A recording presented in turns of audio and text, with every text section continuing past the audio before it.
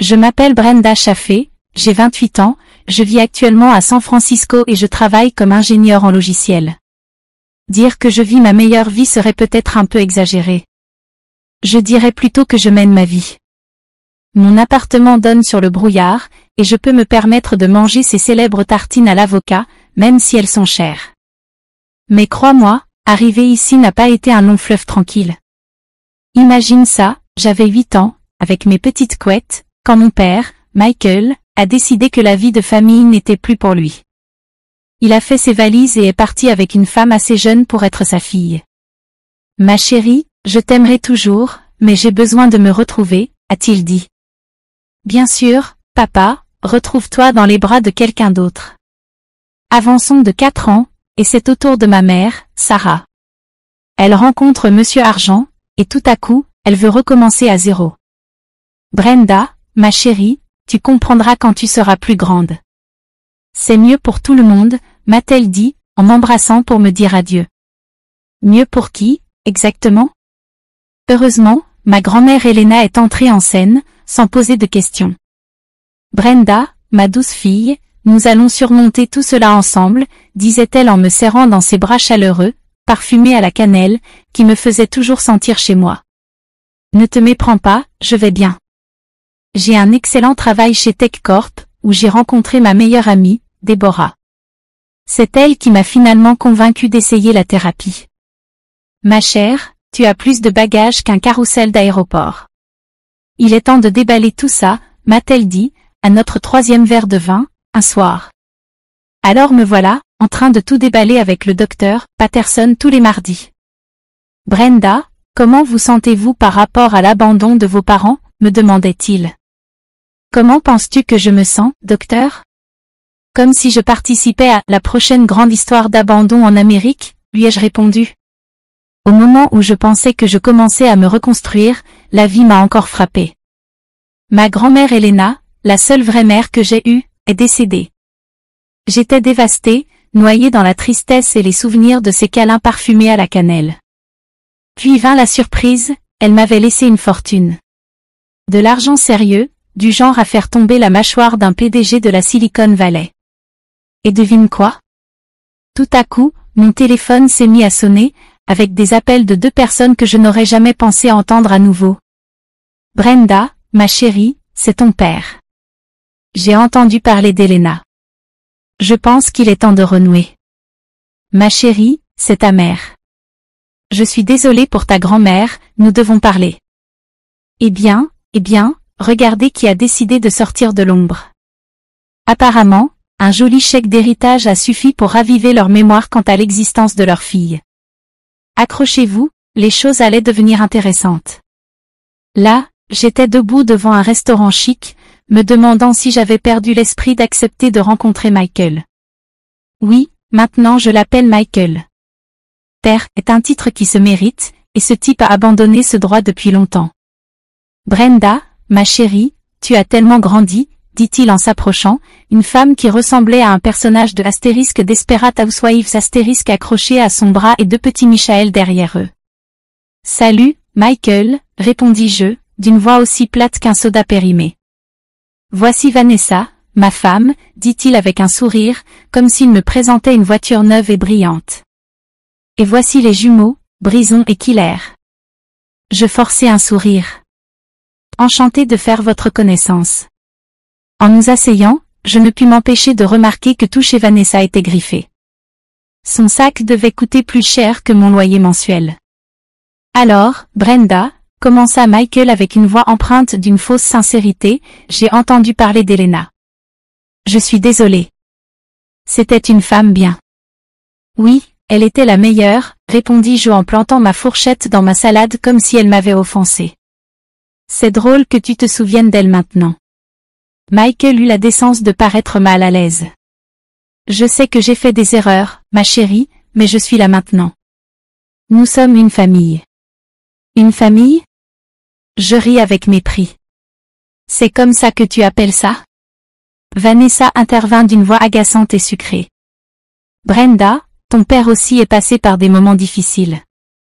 Nous devrions nous concentrer sur la guérison. Je mordis ma langue si fort que je pus en sentir le goût du sang. Michael toussota, se penchant vers moi. À propos de l'héritage d'Elena, tout a été réglé sans problème? Et voilà, le vrai motif de cette charmante réunion de famille. Tout est réglé, répondis-je sèchement. Le reste du déjeuner ne fut qu'un flou de bavardages insignifiants et de questions déguisées sur mes finances. Le lendemain, ce fut au tour de Sarah. Évidemment, elle choisit un club de golf luxueux. Ma chérie, s'exclama-t-elle, en me faisant des bises en l'air sur les joues. Voici Robert, mon mari. Robert, un genre de beau gosse grisonnant dans un costume sur mesure, me serra la main. Enchanté de faire votre connaissance, Brenda. Sarah m'a beaucoup parlé de vous. C'est drôle, elle ne t'a presque jamais mentionné à moi, répondis-je. Le sourire de Sarah vacilla pendant une seconde. Eh bien, asseyons-nous, d'accord? J'ai tellement envie de rattraper le temps perdu. L'heure suivante, j'ai été bombardée d'histoires sur les œuvres de charité de Sarah, les galas et ses connexions sociales. C'était comme écouter un podcast des Kardashians en vitesse de X. Et alors j'ai dit à la duchesse, « Ma chère, cette tiare est tout simplement à tomber », s'esclaffa Sarah en sirotant une coupe de champagne. Fascinant, murmurai-je, regardant ma montre et me demandant si je pouvais simuler une urgence médicale pour m'échapper. Robert toussota, en me regardant.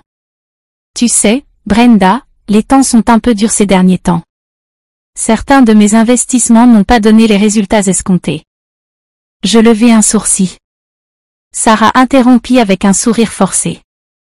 Rien de grave, bien sûr, juste un petit serrage de ceinture, mais tu sais, la famille est tellement importante dans ces moments-là, tu ne crois pas? Je pris congé peu après, la tête tournant de pensées sur leurs allusions à peine voilées. De retour au travail, je racontai tout à Déborah autour d'un café. Ils sont complètement après ton argent, dit mon ami, les yeux écarquillés d'incrédulité. Tu dois les surveiller de près. Que devrais-je faire, lui demandai-je.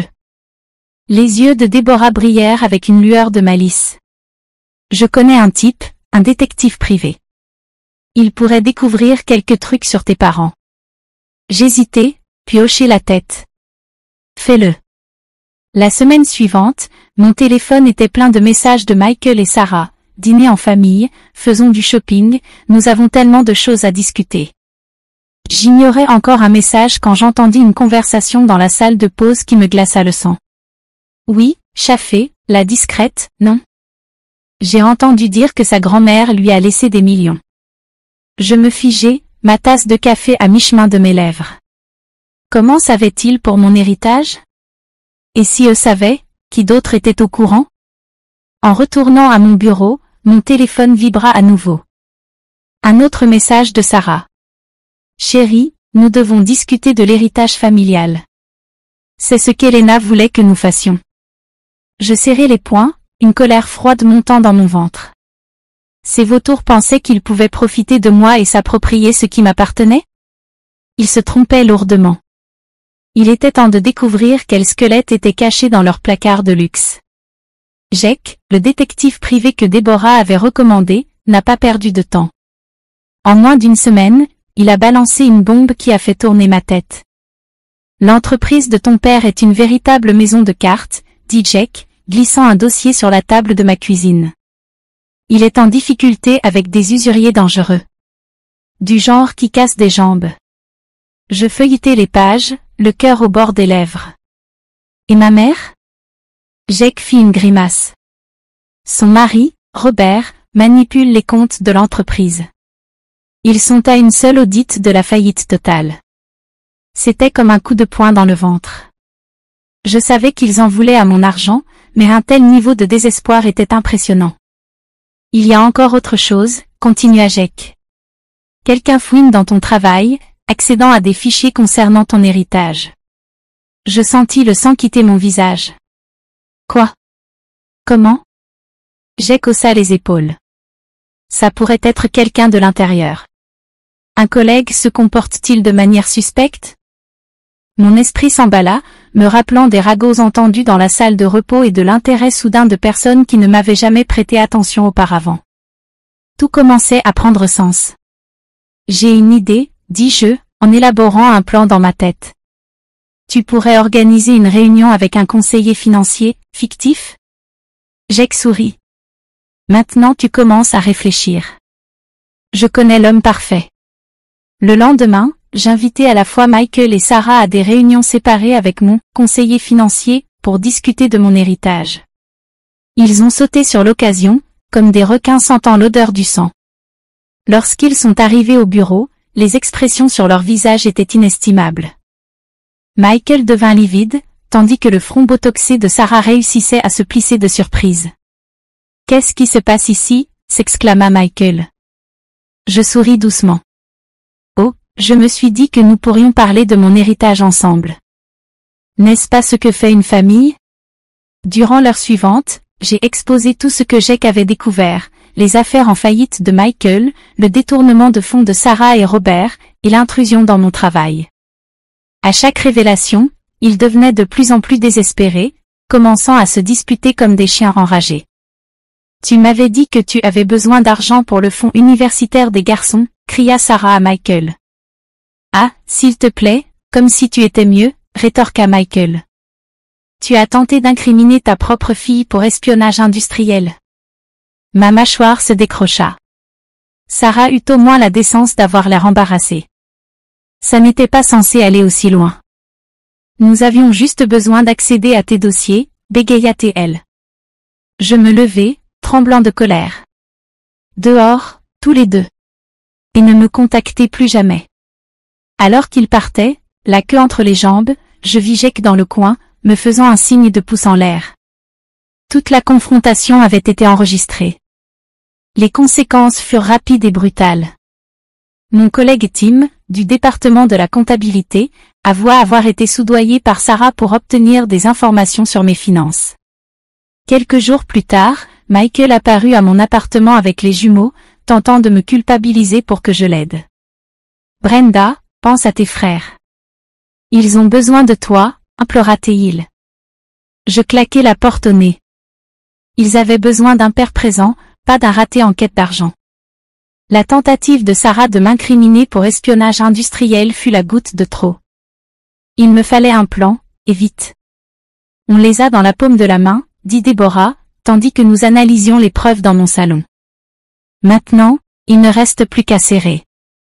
J'acquiesçai, une détermination froide m'envahissant. On va en finir une bonne fois pour toutes.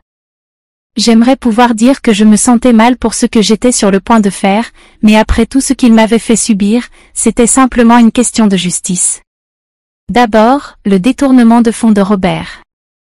J'ai fait une dénonciation anonyme à la SEC, et ils ont perquisitionné son bureau plus vite qu'on ne peut dire délit d'initié.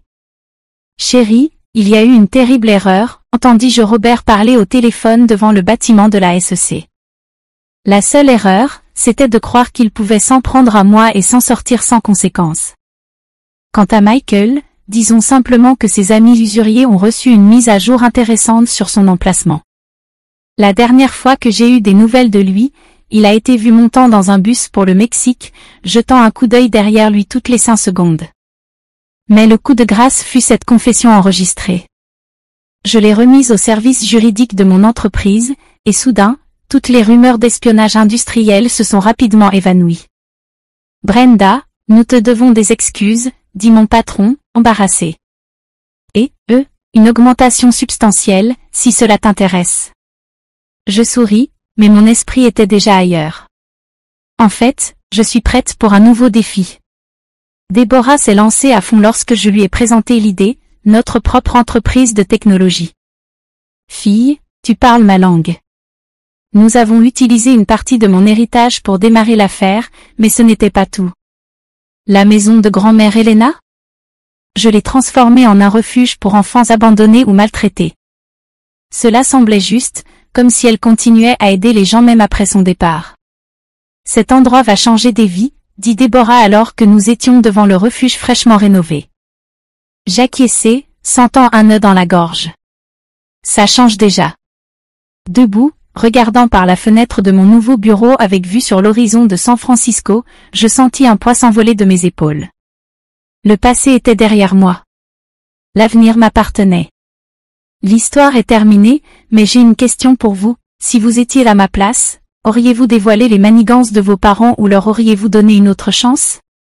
La famille, c'est compliqué, non? Laissez vos pensées dans les commentaires.